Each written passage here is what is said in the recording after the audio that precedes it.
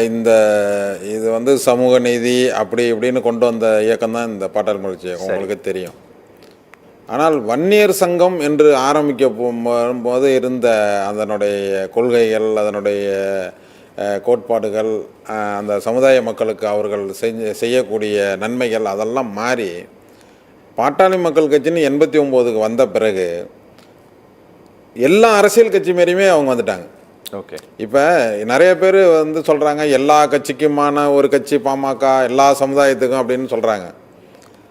தருமபுரி கலவரம் வரும்பொழுது ஆதிதிராவிடர்கள் அல்லாத ஒரு கூட்டமைப்பை உருவாக்குறாங்க. ஆமாம், அப்போ ஒரு பெரிய சமுதாயம், ஒரு ஆதிதிராவிட சமுதாயம் தமிழ்நாட்டில் ஒரு பெரிய சமுதாயம், அந்த சமுதாயத்தை சேர்ந்த பிரதிநிதிகள் இல்லாமல் ஒரு கூட்டமைப்பை உருவாக்குனாவே நீங்கள் எங்கே சமூக நீதியில் இருக்கீங்க? அப்போ அது அன்றைக்கே நீங்க சமூக நீதியிலேருந்து விலகிட்டீங்க.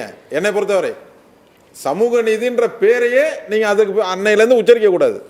அந்த தகுதியை முதல்ல இழந்த, எப்படி பாமகவோட அங்கீகாரம் இன்றைக்கு இழந்திருக்கிறதோ அதே மாதிரி என்றைக்கு அந்த முடிவை எடுத்தீர்களோ அன்றைக்கே உங்களுடைய சமூக நீதியினுடைய கொள்கை போயிடுச்சு.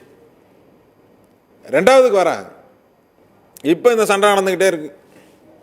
நான் உங்கள்கிட்ட போன விவாதத்திலே உங்கள்கிட்ட சொன்ன, நம்ம சத்தியம் தொலைக்காட்சியில் நம்ம வந்து உலகத்தில் இருக்கிற அத்தனை பேரும் பார்த்தாங்க. நிறைய எனக்கு ஃபோன் வந்தது அதிமுகவை சேர்ந்த நண்பர்கள் தான் நிறைய பேர் எனக்கு ஃபோன் பண்ணாங்க இந்த விவாதத்தை பார்த்துட்டு.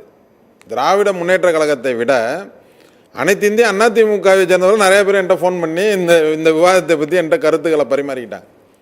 இப்போ நான் என்ன நினைக்கிறேன்னா, எனக்கு அங்கே கூட இருந்ததுனால இவரை டாக்டரை பற்றி எனக்கு நல்லா தெரியும், அதனால் சொல்கிறேன். நான் அப்பயே சொன்னேன், அவர் எடுத்த முடிவில் ஸ்ட்ராங்காக இருப்பார், அதில் மாறவே மாட்டார், எந்த சூழ்நிலையிலையும் மாற மாட்டார்னு உங்கள்கிட்ட சொல்லியிருக்கேன். இந்த விவாதத்திலே நம்ம பேசியிருக்கோம். அதை தான் இப்போ செஞ்சிகிட்டு இருக்காரு.